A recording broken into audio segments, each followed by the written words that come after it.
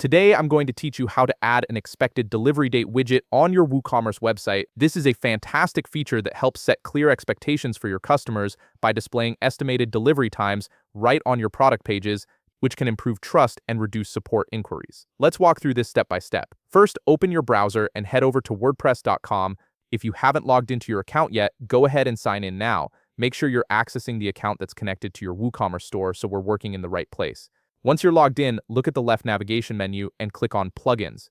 This will expand a set of options. From these options, click on Add Plugin.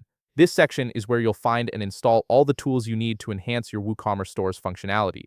Now you're on the Plugins page, where you'll see a wide range of available plugins you can add and utilize on your WooCommerce account. Locate the search bar at the top and type in Snippets. From the search results, look for a plugin called Code Snippets. Click on More Details to see the overview of this plugin and get a better understanding of its features and functions.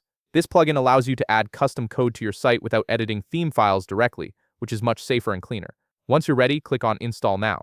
The installation might take a little while, so be patient as WordPress processes everything in the background. Once the installation is complete, you'll see the button change. Click on Activate to enable the plugin on your site. After activation, direct your attention back to the left navigation menu and click on Snippets. This is the plugin we just installed. You'll now see a list of all the snippets you've added to your WooCommerce store, though it might be empty if this is your first time using it. To create a new snippet, click on Add New located at the top part of your screen. This will take you to the code editor where you can add custom code to display the expected delivery date widget on your WooCommerce website. Now I'll be showing you the code for this function. Feel free to pause the video at this point to copy the code accurately and add it into your code editor.